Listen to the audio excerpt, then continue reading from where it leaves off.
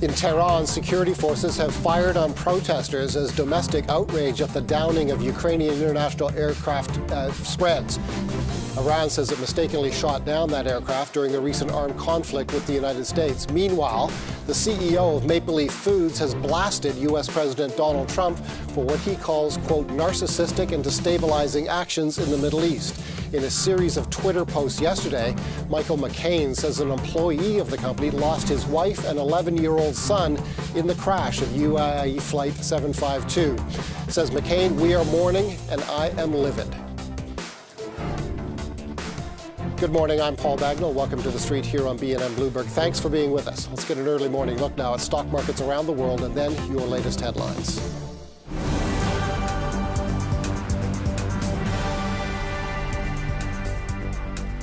Here's a look at the U.S. futures, giving us a sense of what we might expect at 9:30 a.m. Eastern Time when markets in North America open. You can see a lift in the futures contracts across the Dow contract, the NASDAQ 100 contract, and the S&P 500 contract. Let's go to Europe now. More of a mixed picture there. We see an advance in London of a quarter of a percentage point. We'll go to London through the course of this program and talk about these markets. The CAC 40 in Paris is essentially flat, and Germany is down by a quarter of a percentage point. Asian markets have concluded their trading day. Japan is closed today for the coming-of-age holiday. We show you the Taiwan exchange instead, where there has been a presidential election over the weekend. We'll talk to you about that in just a moment. The Taiwan Stock Exchange, meanwhile, rising by 3/4 of a percentage point. Hong Kong rising by more than a full percentage point, and Shanghai rising also by 3/4 of a percentage point. A strong day in Asian trade. It was a tough holiday season for many retailers, but not Lululemon. The Vancouver-based athleisure wear maker is raising its sales and profit forecast for the holiday quarter. Both of those numbers are now set to come in above earlier analyst expectations. Lululemon shares took a hit in early December when the company gave a cautious outlook for the quarter. The transformation continues at Cott Corporation. Cott is buying Primo Water of North Carolina for about $775 million U.S. As part of the deal, Cott plans to rebrand itself as Primo Water. Like last week, Cott announced it was putting its coffee and tea businesses up for sale. Finally, some Uber drivers in Toronto have applied to become unionized. The application has been made by more than 300 Uber Black drivers who drive limousines and SUVs. If the bid is successful, they would be the first ride-sharing drivers in Canada to become unionized.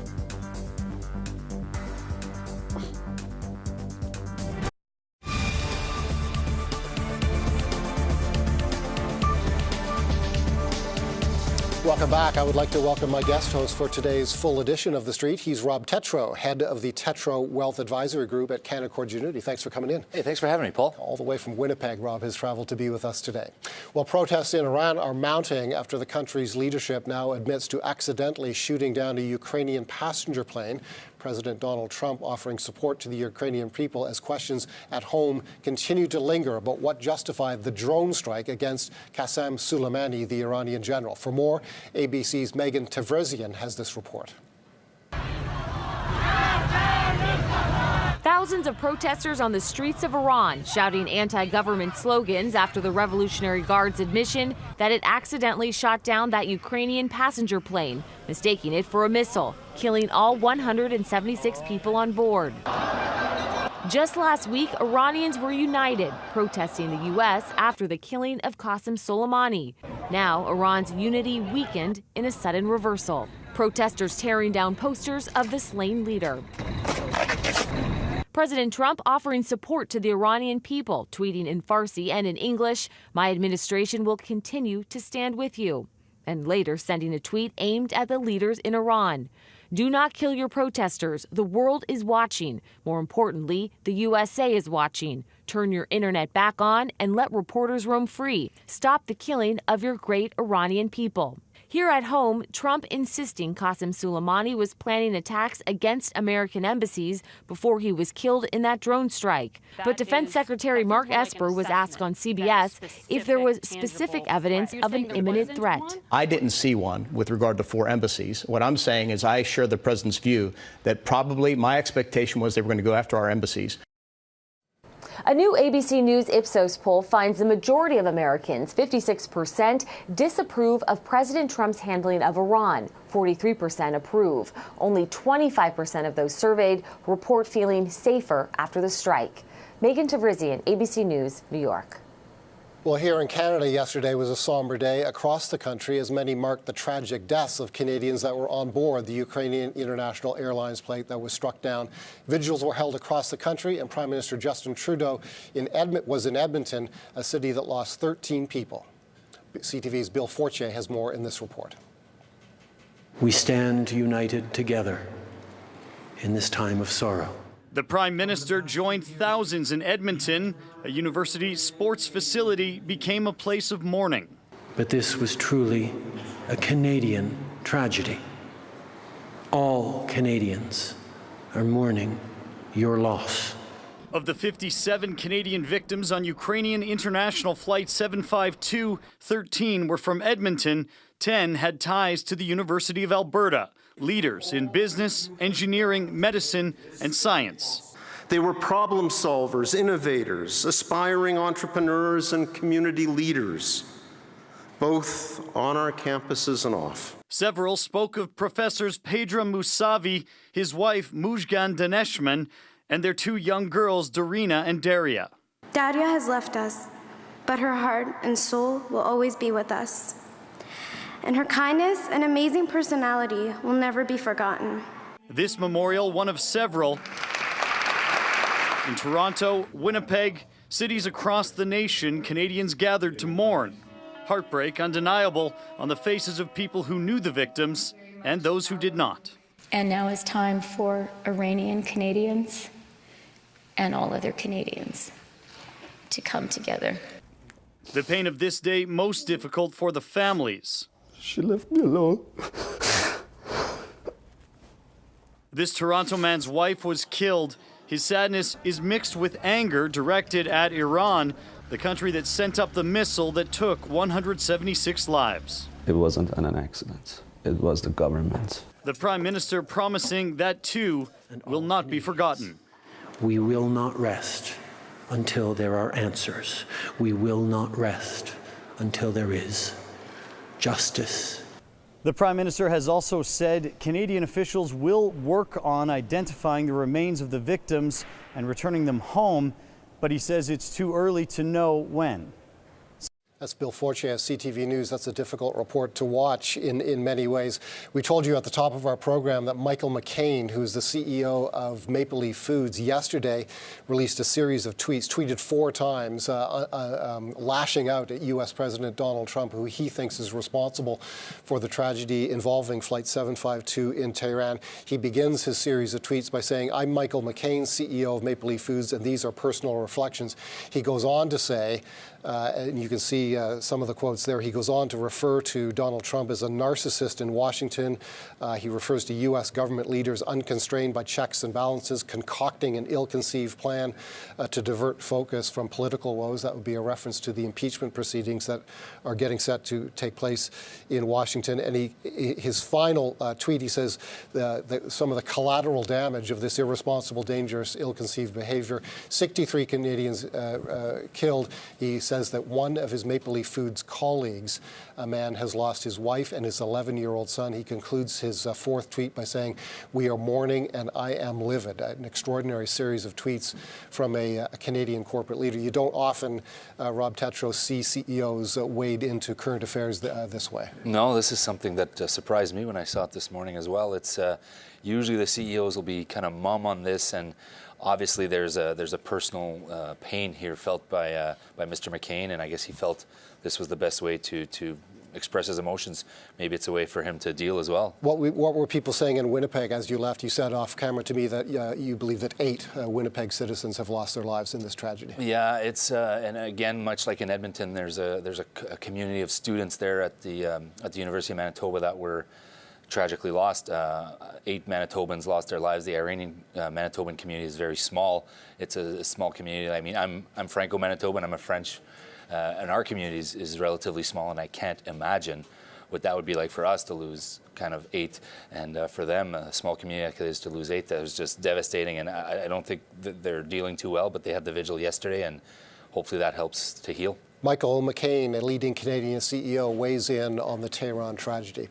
After this break, we'll update you on the markets. We'll also talk about today's big 3 stories, including the first day for Boeing's new CEO, David Calhoun. You're watching The Street on BNN Bloomberg.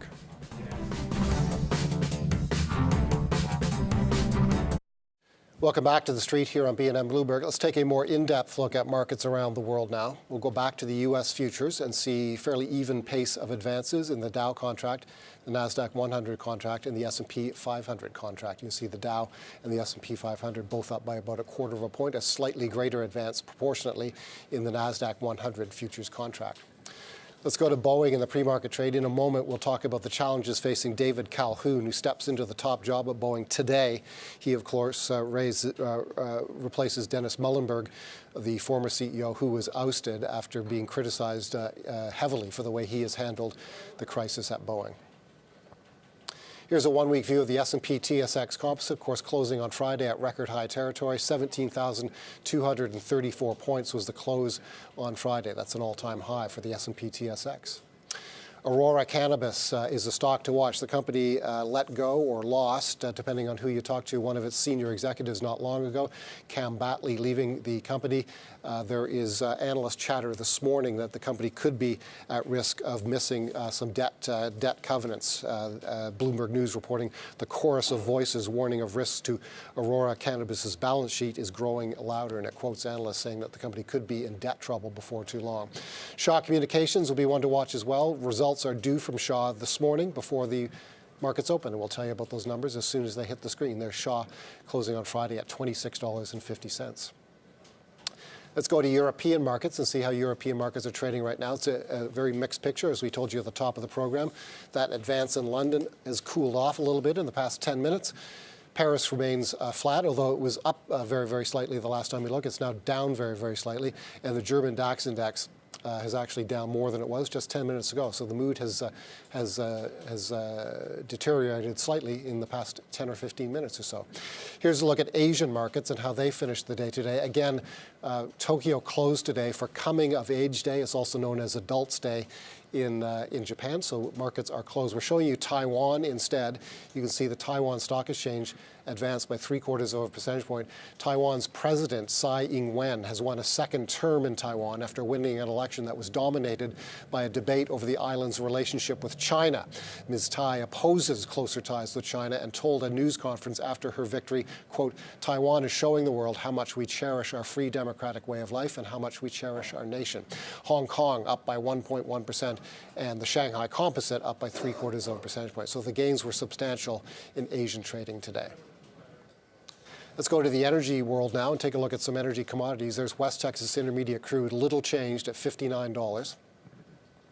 Western Canadian Select at the close on Friday, down sharply, as it often is. It often moves sharply, down by close to 5%, close at $34.96. It wasn't that long ago that WCS had a so-called four handle. It was trading at above $40 per barrel, no longer. Natural gas up by close to 2 pennies to $2.22 per million BTU. Let's go to gold. A lot of talk about gold and whether this rally can continue or not. There's gold trading at $1,554 per ounce, the near-term high on gold in recent weeks, and certainly amid the crisis in Iran, $1,580 per ounce. Let's go to the Canadian dollar. After that jobs report of last week, it has moderated its level against the U.S. dollar, now trading at 76.58 cents U.S., a little further off the 77 level than it was last week. It's time now for the big three, the top stories we're following this morning here at BNN Bloomberg. Maple Leaf CEO Michael McCain blasts Donald Trump for his handling of the situation in Iran. It's the first day on the job for the new Boeing CEO, and a delegation from China comes to Washington ahead of a trade deal signing expected on Wednesday. I'm back with my guest host, Rob Tetrault. We already talked about our top line story and the crash in Iran. Let's move to the second of the big three, the first day on the job for David Calhoun. David Calhoun steps in to a difficult job. This is the job of helming Boeing as it tries to deal with the 737 MAX jet crisis. Of course, we've talked very extensively recently about the tragedy in Japan. It also affected a Boeing jet. However, the world knows now that that jet was mistakenly shot down by Iranian authorities. The 73 MAX jet situation is completely different. It is widely believed that a problem with navigational software caused the downing of 2 of those aircraft. 346 people, the overwhelming death toll from those crashes. Dennis Muhlenberg was the prior CEO. He was heavily criticized for his inability to steer the company in the right direction. His relationship with regulators had grown very, very negative. So Dave Calhoun steps into the job today. What kind of leader do you think Boeing needs at this point? Yeah, I think the brand. So I saw an interview this morning on the U.S. side with Mr. Calhoun, and he was talking about how the brand won't get built by press releases, and it's not going to get built. It's going to get built by people feeling that they can be on that plane again. And he said himself, "I'm going to get on this plane. My kids are going to get on this plane. We will rebuild this brand, and we're going to get there. And I swear, I promise, I vow to you," something like that. He was saying that we are going to get there. And we're going to get on that plane. Definitely need leadership. I think he's saying the right things, Paul. The question is, this stock is now down 25%, I think, from its high, 420 or something like that. 440, I think the high was. So they've got a long way to go, and to regain the trust when we're talking about 346 people. He's right. He's saying the right things, but they need to do it. He's got a big job to do, seemingly, with his own workforce. There have been a series of releases of internal emails which have shown a great deal of cynicism among Boeing employees about the way that aircraft was designed, the way it was brought to market. Yeah, they had staff saying, when the papers were released, that they wouldn't even get on the plane, saying that it was, supervised by monkeys or something like that was one of the comments that came out. You don't want to see that. As a CEO, you definitely want to go. You don't want to see that. Those were released in December, I believe, but only kind of released to the public late last week. It's really not good to see that when your own employees are mocking your own plane and your own brand. So he really needs to do a turnaround here, and it's not just speaking. But he's starting off on the right foot here for a first day. It's probably what I would do too if I was CEO. The third of our big 3 topics is an event that is set for Wednesday in Washington. The White House has invited 200 people to a January 15th ceremony to witness the signing of the Phase 1 trade agreement, excuse me, between the U.S. and China. Details not available yet on what that Phase 1 deal is going to include, but Larry Kudlow, a senior economic advisor with the U.S., telling Fox Business yesterday the deal is virtually complete. This is something the market has been locked in on for a while. Yeah, nobody wants to short this market until this trade deal happens, and even this Phase 1 trade deal. How many times have you reported here that we were close to a Phase 1 deal, and it's happening, it's coming, and then something happens, it falls through, or we're not quite in agreement. And I will believe this when I see it, Paul. I'm of that view right now. I'm in the show me state with respect to this here. Show me the deal. It certainly sounds like the Trump administration is going to have to get this Phase 1 deal without any kind of sweeping change on, for instance, intellectual property theft, which from the beginning of these tense negotiations has been a real line in the sand for the Trump administration. Yeah, and it looks like they're going to back down from that, allegedly, I guess, according to the reporting that we're reading. There's how many different CEOs have been pressuring President Trump to make this happen and to move that line in the sand, and it looks like, whether or not, it looks like he's going to move from that post, Paul. That is Rob Tetrault. He's our guest host, and those are our top 3 stories. Coming up, it happens every year. The third week in January is when the holiday bills start rolling in, and for many Canadians, panic sets in. When we come back, Pattie Lovett-Reid has some words of warning and some advice to calm that panic. That's next.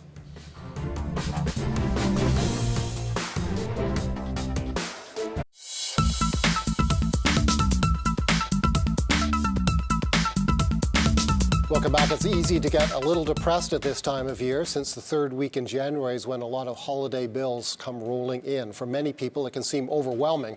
For more, we're joined now by CTV Chief Financial Commentator Pattie Lovett-Reid. Pattie. We know it can be overwhelming when you look at these stats from the Superintendent of Bankruptcy. What you tend to start to see is the debt levels are definitely climbing, but so are bankruptcies. At the end of November, they were higher by 8.9% year over year, when December's numbers coming in, many are suggesting it's going to be sort of the same scenario. And so, yes, those bills do start to come in now and over the next couple of weeks. And for many, it is so overwhelming. It can be shocking. Sometimes it's not been tracked. And signs that you know you're in financial trouble, and we often talk about it, but the first was, if you have a credit card that's maxed out, I'm not talking even 100%. I am talking about if you've used more than 70% of your available limit, many would suggest that that's typically a sign to say that you're living closer to the margin than you probably should. Creditors will start calling if you're already delinquent. You don't want to open the mail. You don't want to answer the phone. And when you use that credit card for day-to-day living expenses, often a sign that there's just not enough money coming in to make ends meet, and there's a bigger financial issue. I would like to say I've been reached out by a couple of different areas over the last week because it happens every year. The Canadian Association of Insolvency and Restructuring Professionals, Credit Canada. I mean, there is still a stigma around declaring bankruptcy, and the stigma is such that the weight on individuals is so significant. They'll do anything. And I can give an anecdotal comment around this as well. Last week I was reached out by a young man, literally, and he said, I'm working with a guy, and his parents invited him home over the holidays only to find that they're near financial ruin. They're going to lose their home. No idea in the family because the parents are and asked him for some money, and he did give some money, $5,000. That is not going to solve the problem. This is a young guy as well, and I don't have any more money. So the really savvy person here is going to say, okay, these bills are coming in. I was in financial trouble before the holidays. I need to know where I stand, and I need to get some help. It sounds like this is the time of year for people in this position or close to this position to really trim their spending. Stay away from restaurants. Oh, yeah. Don't make luxury impulse purchases. That's right. And, you know, the number of people I've talked to about this, they said going into the holidays, they knew they were in financial difficulty. They knew they were already avoiding their bills. It didn't happen overnight. It didn't happen through one holiday season. It's probably been accumulative over the last couple of years because for a period of time you can make ends meet. You can borrow from one credit card to pay off another credit card.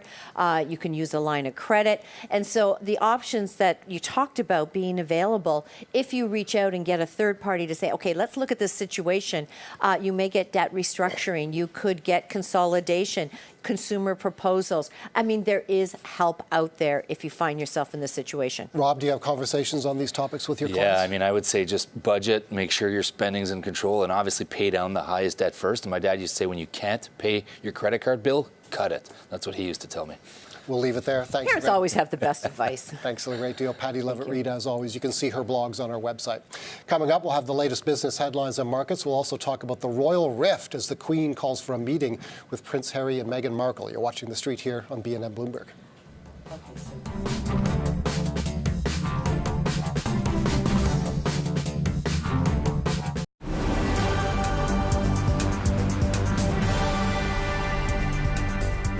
Shares of Lululemon are trading higher in the pre-market trade. There you see the stock up almost 2.5%. This comes after the Vancouver-based athleisure wear maker raised its sales and profit forecast for the holiday quarter. Both of those numbers are now set to come in, this company says, above analyst expectations. Lululemon shares took a hit in early December when the company gave a cautious outlook for the quarter. Canadians will get insight into the views of businesses and consumers later this morning when the Bank of Canada releases two key reports. The Business Outlook Survey and the Canadian Survey of Consumer Expectations are both due at 10:30 a.m. Eastern Time. The reports will be closely scrutinized for how they may influence the bank's upcoming interest rate decisions. Finally, some Uber drivers in Toronto have applied to become unionized. The application has been made by more than 300 Uber Black drivers who drive limousines and SUVs. If the bid is successful, they would be the first ride-sharing drivers in Canada to become unionized. Let's go back to the markets. There's the European picture. We're just a couple of minutes away from a conversation with Jasper Lawler on what's going on in the UK. There's the UK market up by 25 one-hundredths of a basis point, a quarter of a percentage point. The CAC 40 in Paris almost exactly flat, and the German DAX index down by a quarter of a percentage point. There are the U.S. futures. You can can see the Dow contract up by 1/4 percentage point, the NASDAQ 100 up by 0.4 percentage point, and the S&P 500 up by 1/3 percentage point.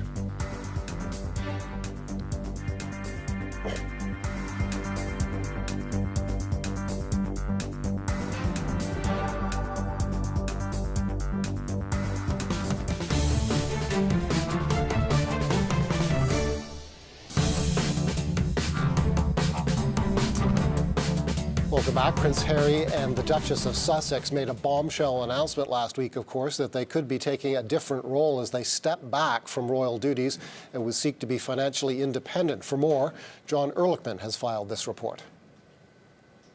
As Prince Harry and the Duchess of Sussex, Meghan Markle, step back from royal duties, their global star power has set them up for a massive payday. They're still a $100 million brand. Like they are going to go out and be able to sit on board of directors seats that pay well and do speaking engagements. The business of Meghan and Harry is already being compared to the Obamas, who, beyond collecting big fees on the speaker circuit, have a production deal with Netflix. Meghan, of course, is no stranger to Hollywood, previously making a reported $50,000 US for each episode of the hit TV show Suits. While Harry's wealth has been estimated to be in the tens of millions, tied to his share of his mother's estate and great-grandmother's legacy. Given their status in the upper echelon of A-list celebs, the couple are in the enviable position of being able to balance their desire for financial independence with their charity work. With absolute certainty, they'll be able to kind of, select the events they do, and will certainly be able to command fees in the six figures and potentially high six figures. One wild card when it comes to what they might make is taxes. Becoming a resident of Canada would make their worldwide income taxable at a Canadian rate.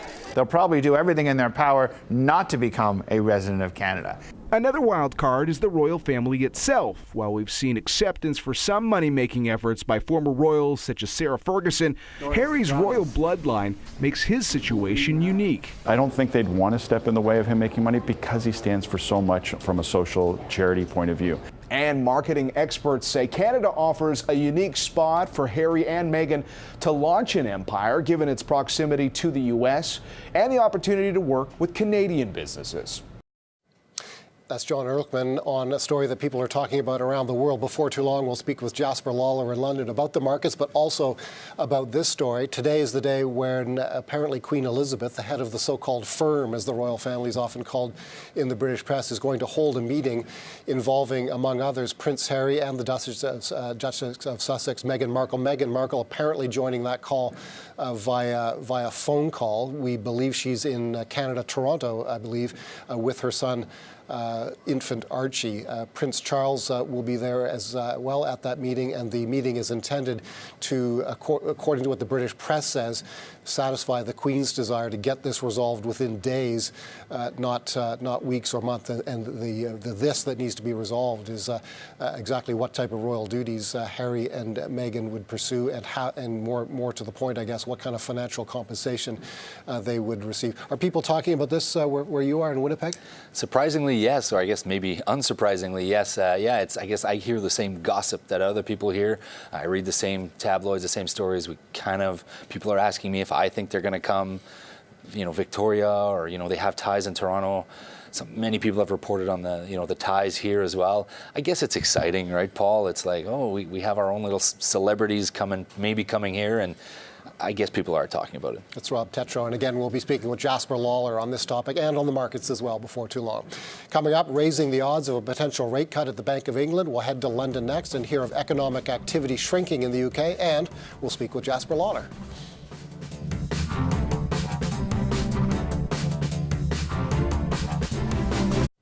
Welcome back. Money markets are now pricing in a 50% chance of a Bank of England rate cut later this morning. This follows an updated report that the UK economy showing economic activity shrank in November. Joining us from London is Jasper Lawler. He's head of research at London Capital Group. Jasper, thanks a lot for joining us. Let's first of all talk about this big meeting at Buckingham Palace today. We've just finished talking about it with our viewers here. The Queen, Prince Charles, Prince Harry, the Duchess of Sussex by phone line, apparently, all meeting to talk about how they sort this thing out. What are people saying where you are about this? Good afternoon, Paul. I mean, one thing to say about this is I imagine this is being discussed in Canada, given Canada's importance in the whole scenario involving Prince Harry and Meghan. But if you imagine how much it's being talked about in Canada, amplify that by about 100, and that's how much it's being talked about in the UK. It's quite amazing. This is very important to the British people, the future of the monarchy. It always catches me by surprise. I think the general feeling is one of sort of understanding about the couple's situation, coupled with some sadness that there is actually a genuine prospect they might be leaving the UK, and we'll just see a lot less of them. Jasper, let's talk interest rates and a potential rate cut. I see, we led with the potential 50%. The market's pricing in a 50% likelihood of a cut. Mark Carney, a Canadian, has spoken out in the past that there are signals that it'll need to happen sooner. What are people saying over there with respect to the rate cut? And I'm just going to interject that we incorrectly said the decision was coming today. It's not coming until January the 30th. Jasper? Well, I think it's fair to say that the Bank of England seem to be leaning in this direction. Rob, obviously Mark Carney really spearheaded this the other day, and it was a bit of a surprise then. We know, obviously, the Bank of England have not been quick to raise interest rates over Carney's tenure. They only did once, and that was in response to cutting interest rates. So clearly there's a slight bias at the Bank of England in general. And so there's two sort of feelings that I have towards this, which one suggests this is probably coming, and that's in that other central banks have been leaning in towards the potential harmful effects of the trade war. Obviously, this week we're looking at a partial deal being signed between the US and China, but nonetheless, global growth does seem to be slowing. The UK is a very global, outward-looking economy, and it would naturally, and it already is being affected by that global slowdown. So the Bank of England trying to get in ahead of it. The only worry that I think that maybe this never does quite materialise and the slowdown doesn't quite, because we do have some UK-specific factors which are a bit separate from the rest of the world, and of course it's Brexit. The Bank of England have been generally very negative about Brexit, and you could say that they're negative about the prospects moving forward once we leave at the end of this month.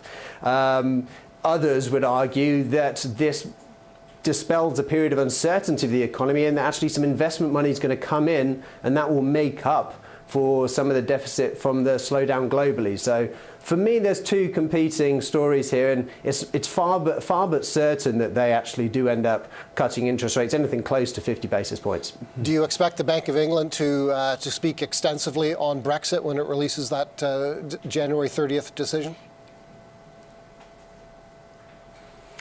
Well, they've not shied away from it in the past, Paul, but I think that to a large extent there's a lot less uncertainty around it now, and so there's less need for them to do so.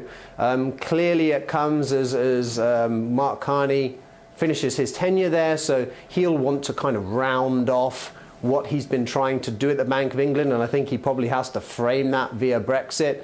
But nonetheless, there's no real need, I think, for them to make some grand predictions about how this trade deal between the UK and the EU will work out. They have their base case scenarios, and I don't think that's changed much. And so it will probably be something very similar to what we've seen in previous meetings, where they don't make a change. And I don't think at this stage, I think they're laying the groundwork through these speeches about a potential cut, but I don't think they heavily changed the guidance in the minutes after the actual meeting. I think we stay neutral for the time being, particularly because of the sensitivity around that exit date for Brexit. Jasper, a host of data, as I understand, is being released either today and or tomorrow, specifically manufacturing, construction figures, I understand, and trade and GDP as well, I believe, are being released this week. How do you think those numbers will shake out? We've seen a bit this morning, Rob, and the general sense is that the hard data in terms of manufacturing, from a UK standpoint, that is, I'm still answering that, is that it's just still not there. We haven't bottomed. But that like other parts of the world, it seems like a trough is being carved out. We're seeing similar things in Germany. It was less of an issue to start with in the US, but similar things there. Obviously manufacturing specifically in contraction in the US, but other service sectors, for example, not doing so badly. But in the UK specifically, we're seeing The hard data is still bad, it's still disappointing, and that's in sync with other countries, but the soft data, the PMIs, that seems to be recovering. And if you judge on the general business sentiment out there, again, reflecting back on Brexit and the slight removal of uncertainty, because we know that we are leaving at the end of the month, I think that has room to go further, and that can help confidence in business decisions and give us a bit of a boost in the first 6 months of the year. Let's talk about the publicly traded betting companies. That's a business that we don't really have here in this country. You have it in the UK. The shops like William Hill and other betting shops that allow people to bet on all manner of things, not just sports, but politics, royal family outcomes as well. There's no doubt bets being placed on the meeting that's taking place today at Buckingham Palace. William Hill, you say, seeing its fortunes turn around, but you also say that all of these companies are scrambling now to adjust to new rules that are incoming. Tell us more about that. Well, Paul, yes, you talk about Canada, but actually the light at the end of the tunnel for these UK-based bookmakers is probably the US. In the UK, regulators have really been clamping down on the kinds of gambling that people can do. Something that was very popular for a while was machines where you can go into and place instant large stake bets on any number of markets. You've listed a few of them there, and it was very, very fast, very high stakes, and quite addictive, actually, it was found to be. And so regulators came and reduced the size of the stakes that you're able to put per turn, and that really crushed revenues. So they're having to look into other areas. Obviously, online expansion is a big thing, but the fact that the US have opened up sports betting in a number of states, as you mentioned, not many countries necessarily have listed bookmakers, so actually these British firms are in a state of scale in order to take advantage of that already, and there's already been some combinations with US-based companies, and so that is their future source of growth, but they need the revenue in the time being, and unfortunately for them, some bad result for the punters has meant good results for them, and they've had a bit of a boost in revenue in the lead up to that restructuring. Jasper Lawler, thanks as always for the insight from London. Jasper is head of research at London Capital Group. Let's go to Asian markets and see how they finished the day today. And we're showing you Taiwan at the top of the screen for a couple of different reasons. One, Japan was closed today for Coming of Age Day. It's a national holiday in Japan. Taiwan had presidential elections, and Taiwan's President Tsai Ing-wen has won a second term after winning that election. It was dominated by debate over the island's relationship with China. Ms. Tsai opposes closer tie with China, and she told a Victory News conference, quote, "Taiwan is showing the world how much we cherish our free democratic way of life." Let's go to the U.S. pre-market trade now, and there you see a slightly stronger pace of advances in the three main benchmark contracts in the U.S. than we've seen earlier in the morning. Let's go to shares of Boeing, very much in the news because David Calhoun begins today at what may be one of the more difficult jobs in corporate America right now, and that's turning around Boeing and recovering it from the crisis that has engulfed it since the crash of two 737 MAX jets that tragically claimed 346 lives. His predecessor, Dennis Muhlenberg, heavily criticized for botching the recovery effort. Here's a one-week view of the TSX Composite, which is traded up to record high territory. 17,234 points was the close on Friday. Aurora Cannabis. It'll be interesting to see how the market digests news on Aurora Cannabis. There is a news story in the Bloomberg news feed today by Bloomberg journalists quoting analysts as saying they are becoming concerned at Aurora's ability to live up to its debt covenants. Shaw Communications is one of the big cable companies, and more recently it's in the wireless telco space, the owner of Freedom Mobile. It's due to report results anytime soon, and I'm just going to queue up Shaw on my Bloomberg screen to see if those results are out yet. They are not, so we'll continue to watch for those results. They're coming, I'm told, at 8 a.m. Eastern Time. That's 13 minutes away. Let's go to the energy world now and see how the energy commodities are trading. There's West Texas Intermediate crude, slightly weaker than it was at our last look. 58.97 is the price. It's now below $59 per barrel. Western Canadian Select closed on Friday down sharply by almost 5% to 34.96. And natural gas is up a penny and a bit to $2.21 per million BTU in New York. Let's go to gold. Gold is trading at $1,555 US per ounce after a decline of about 5. All kinds of attention being placed on gold. It shot up during the Iran conflict and has lost some, but not all, of those gains. Let's go to the Canadian dollar. Of course, we had the big jobs report of last week. There you see the Canadian dollar trading essentially flat now at 76.64 cents US. After this break, my guest host Rob Tetrault on reducing client risk in the market. He's cutting back on stocks. He'll tell us why and what he's doing with the proceeds after this.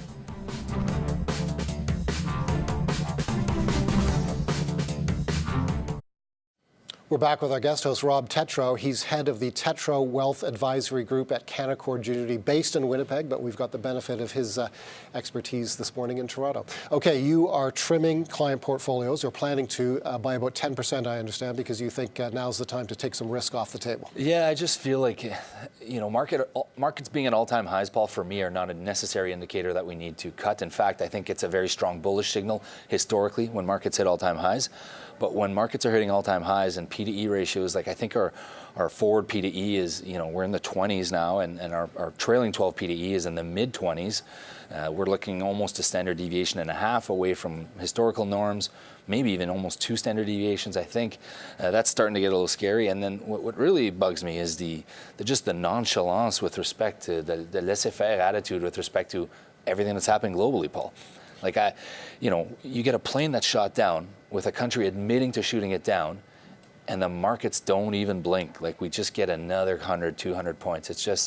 It's starting to get to the point where de-risking makes sense, and we're looking at it, and we're likely going to do that this month. And how will you approach that? Every client portfolio is different. Every client is different. More to the point, how will you proceed to trim some exposure, and where would you do the trimming in terms of sectors? Yeah, so we're going to trim across the board, likely more in Canada, but we're going to trim across the board in equities. And it's not a simple process. It's not a mutual fund that we run, so it's actual custom individualized portfolio. So we have to do it on a one-off basis. We have to do it per account. You're right, every client is different. So for some of them, the move is going to be from equities just straight to fixed income, whether it's traditional fixed income or pref shares or private debt, something like that. And for others, it's going to be from equities to alternatives, like private real estate or liquid alts or something like that, where we're just trying to get less volatility. And we're telling clients, what I'm telling clients is, if in the next year or so, we end up making 8 or 9 on our alternative bucket, and the market does 20. Are we okay with that decision, de-risking and doing that? And the response I'm getting from clients and how we feel is that does make sense. So it's a move that's going to be happening over the next month or so. And I feel it's prudent. I'm okay with de-risking. I'm okay with leaving some money on the table here. What happens to the proceeds then? So they go either to fixed income and they go to alts, and then that's a trade we can put back on. Like in December 2018, we made the week before Christmas, we made 4,000 trades where we were in our clients' portfolios where we were either reversing that trade, so putting back the alts into the equities, and that's kind of a trade you can do with some of these alts that are liquid. So if we do see a pullback, Paul, we'll be ready to go. Talk to us about alts, alternative investments. What kind of vehicles are you talking about? Yeah, there's a lot on the street about alts, and it's gotten kind of sexy in the last year or two with the liquid alts and the fact that you don't have to have accredited investors, and you can do it directly through a mutual fund now. I believe alts first of all, you need to understand your alts if you do own them. I believe in owning private real estate as a fantastic alternative, very low volatility, extremely tax efficient, Paul. And not only that, but they're generally very low correlated or uncorrelated to traditional stock markets. So if you can get those 3 bumps, and if we make 8 or 9, or maybe you get a good year and you make 12 in your alt space, and the market does 0 or it does 20, for me, it's a de-risker, and it reduces volatility. What type of vehicle or what type of security are you getting exposure to private real estate in? Usually, we'll do it through a private prospectus issued offering memorandum, accredited investor issue. So there's a whole bunch that exists. It's very important to do the due diligence on these, and you don't want to just pick up anything because management's extremely important. Management's important, strategy's important, and structure's important. So we deal with private REITs that are typically either traded as a private pool, or sometimes they'll even trade as a fund. And then they're liquid, usually 30 days or 60 days liquidity, and it provides great reduction in volatility for portfolios. That's Rob Tetrault on how he is going to take some risk off the table on behalf of his clients. Let's take a look at some earnings that the market is expecting this week. Earnings in the U.S. ramp up in a big way. Tomorrow is the beginning of bank earnings season in the U.S. 3 big U.S. banks, including Citigroup, will report earnings. JP Morgan and Wells Fargo also due to report earnings tomorrow. Citigroup, JP Morgan, and Wells Fargo all due to report earnings. In Canada, we'll get Aphria, one of the big cannabis producers. It's due to report earnings as well. And Cogeco, another company reporting. On Wednesday, later in the week, Charles Schwab will get set to report results. It, of course, has made a major acquisition recently involving TD Ameritrade.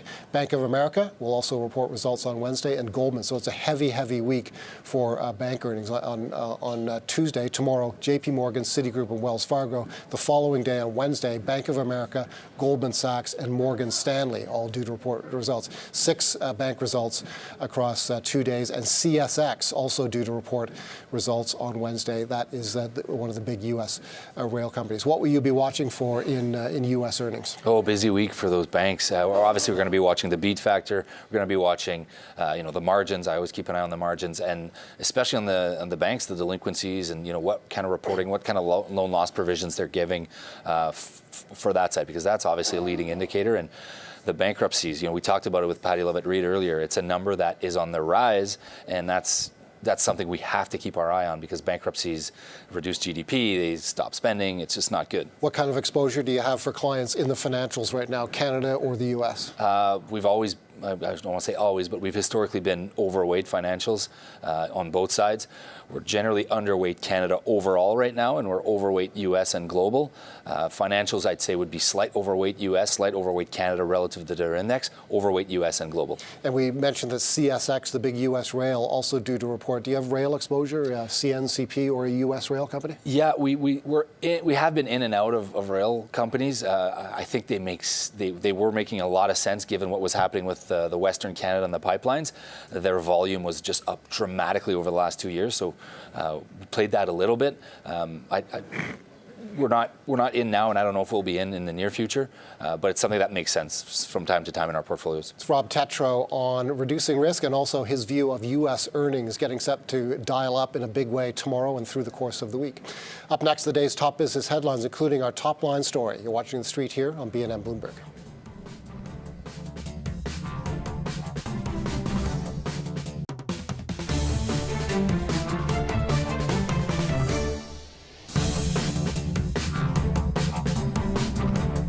Security forces in Tehran have fired on protesters as domestic outrage at the downing of the Ukrainian International Airlines flight spreads. Iran says it mistakenly shot down that flight amid recent armed conflict with the United States. Meanwhile, in Canada, the CEO of Maple Leaf Foods has blasted U.S. President Donald Trump for what he calls narcissistic and destabilizing actions in the Middle East. In a series of Twitter posts yesterday, Michael McCain says an employee of the company lost his wife and 11-year-old son in the crash of UIA Flight 752 in Tehran. Says McCain, "We are mourning, and I am livid." Good morning, I'm Paul Bagnall. Welcome back to The Street here on BNN Bloomberg. Thanks for being with us. Let's begin this half hour of the show with a look at stock markets around the world and then your latest headlines.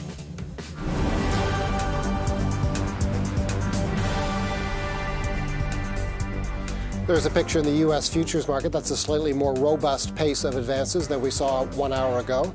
1/3 of a percentage point is the advance in the Dow contract and the S&P 500 contract. The NASDAQ 100 futures contract a bit more robust than that. Those markets, of course, trading in record high territory. Shares of Lululemon are trading higher in the pre-market. This comes after the Vancouver-based athleisure wear maker raised its sales and profit forecast for the holiday quarter. Both of those numbers are now set to come in above analyst expectations. Lululemon shares took a hit in early December when the company issued a cautious outlook on the quarter. The transformation continues at Cott Corporation. Cott is buying Primo Water for about $775 million US. Primo is based in North Carolina. Its main product is a line of water dispensers. As part of the deal, Cott plans to rebrand itself as Primo Water. Last week, Cott announced it was putting its coffee and tea business up for sale. Finally, some Uber drivers in Toronto have applied to become unionized. The application has been made by more than 300 Uber Black drivers who drive limousines and SUVs. If the bid is successful, they would be the first ride-sharing drivers in Canada to become unionized.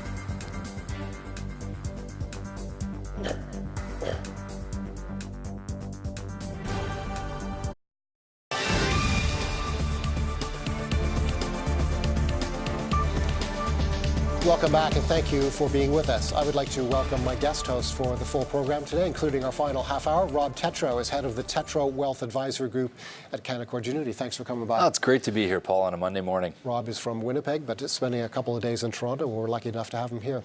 Protests in Iran are mounting after the country's leaders are now admitting to accidentally shooting down that Ukrainian passenger plane that crashed near Tehran, claiming more than 50 Canadian lives. U.S. President Donald Trump has offered support to the Iranian people as questions continue to linger about what justified the drone strike against Qasem Soleimani, the Iranian general. For more, ABC's Megan Tevrazian has this report. Thousands of protesters on the streets of Iran shouting anti-government slogans after the Revolutionary Guard's admission that it accidentally shot down that Ukrainian passenger plane, mistaking it for a missile, killing all 176 people on board. Just last week, Iranians were united, protesting the U.S. after the killing of Qasem Soleimani. Now, Iran's unity weakened in a sudden reversal. Protesters tearing down posters of the slain leader. President Trump offering support to the Iranian people, tweeting in Farsi and in English, "My administration will continue to stand with you," and later sending a tweet aimed at the leaders in Iran. Do not kill your protesters. The world is watching. More importantly, the USA is watching. Turn your internet back on and let reporters roam free. Stop the killing of your great Iranian people. Here at home, Trump insisting Qasem Soleimani was planning attacks against American embassies before he was killed in that drone strike. But Defense Secretary Mark Esper was asked on CBS if there was specific evidence of an imminent threat. I didn't see one with regard to 4 embassies. What I'm saying is I share the president's view that probably my expectation was they were going to go after our embassies.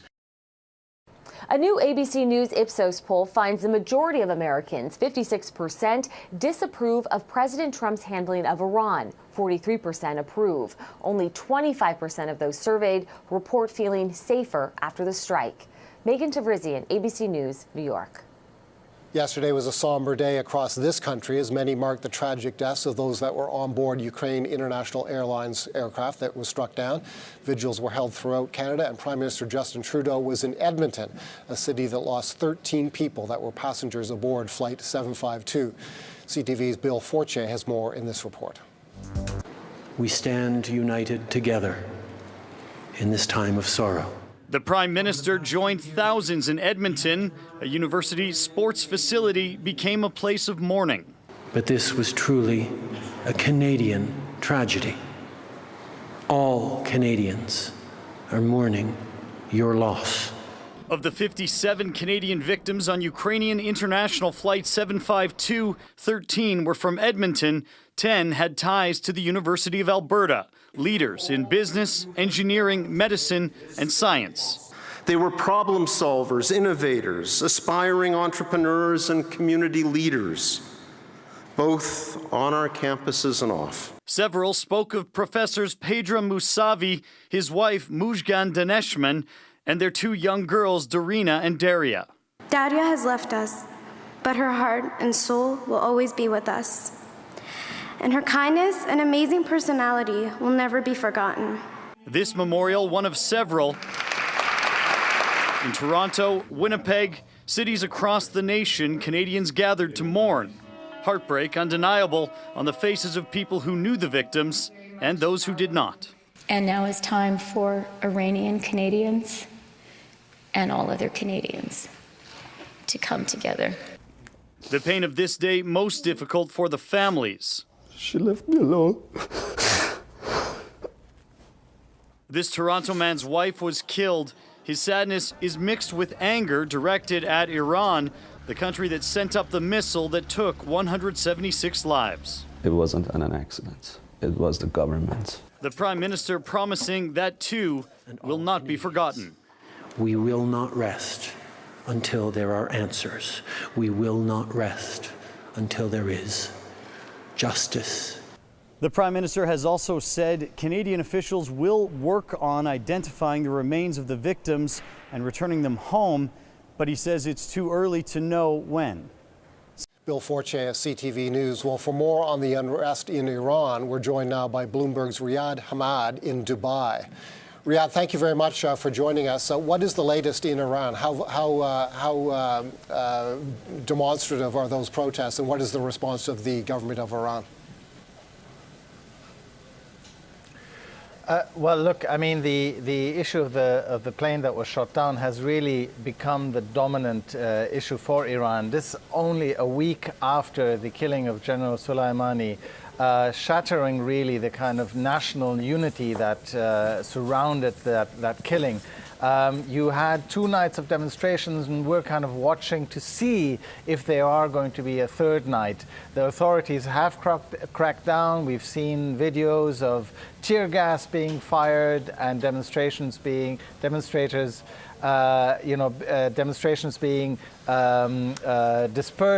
by the authorities. And you can tell that the authorities are really nervous about this by just the statements from leading officials in Iran who are again and again expressing remorse for what happened.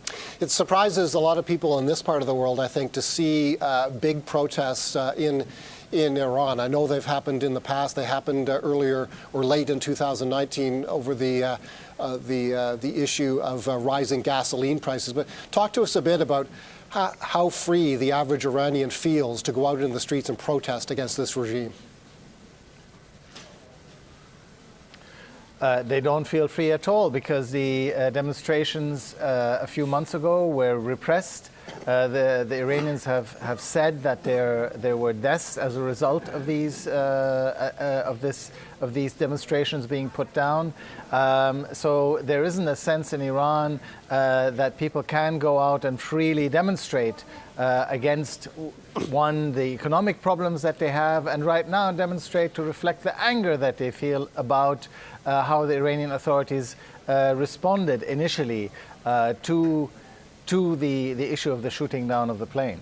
Riyad, I understand from a report from the New York Times that unlike the prior opposition, now some of the opposition is coming from inside the conservatives, who typically would support the government. So there's kind of growing unrest in the conservatives in Iran, as I understand it.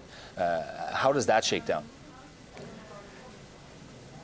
It's really hard to tell, of course, what exactly is happening within the government, but it is noticeable that there are some people who are viewed as hardline who are also coming out, also expressing remorse and anger about what happened, while there is in the media, some of the media outlets which are again attributed more to the hardline side of Iranian politics. They're kind of trying to say that the Americans are to blame because they created the environment in which this terrible event could happen. The Prime Minister of Canada, as you know, has demanded answers. At least 57 Canadians lost their lives in the crash. How realistic is it to expect a full and fair investigation and candid responses from the Iranian government on why this happened? Look, I can only go by what the Iranians have said. First of all, they have admitted that they shot down. They have said it was a terrible mistake, and they've apologized, and they have said they're willing to pay compensation to the victims. Let's remember that most of the people who died on that plane were, in fact, Iranians themselves. So this is a tragedy for, above all, Iran.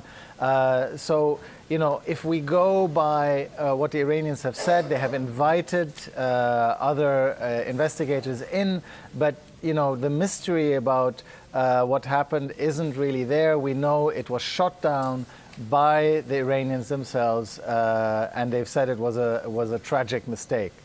I think a lot of people felt before this air crash happened that Iran had perhaps played its hand well in its conflict with the United States by launching missile attacks against bases at which U.S. soldiers were present, however, not claiming a loss of life, that was a measured response to the assassination of the Iranian general. Has Iran now lost any upper hand that it may have had because of the downing of this aircraft? I think the attention in Iran has really now switched to managing the fallout from the shooting down of the aircraft. So while Iran, as you said, took a very measured, very calculated step towards responding to the killing of the general, i.e. trying to avoid a direct conflict with the US, which they know they cannot win, the idea was that some people speculated that this was really just to get the formal response out of the way, and that there will be more informal responses, which the Iranians may officially deny, from proxy militias that the Iranians control. However, it's kind of hard to see the leadership focusing on that right now, because it just very much feels that the leadership Iran is concentrating on trying to contain the fallout, the popular anger from that has resulted out of the shooting down of the aircraft. Riyad Hamadi with Bloomberg News in Dubai, thank you very much for your insight on our top line story. We'll take a break, but when we come back, we'll update you on the markets. We'll also tell you what Shaw Communications has reported in its latest set of results after this.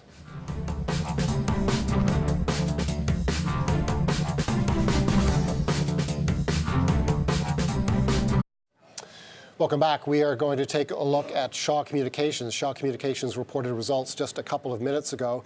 It has come in with earnings per share slightly under what was expected. The number comes in at 31 cents in earnings per share for Shaw.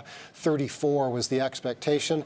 However, it looks like a very strong quarter for the wireless business at Shaw Communications. Shaw, as you probably know, is now the owner of Freedom Mobile. Freedom Mobile added 67,000 new net postpaid customers in the quarter. Those are postpaid customers, meaning they are not they are customers who receive a bill every month. They are not prepaid customers who top up their accounts in advance of usage. It's the postpaid customers who are most lucrative, and that's a net number as well, which includes any customers which would have departed Freedom Mobile.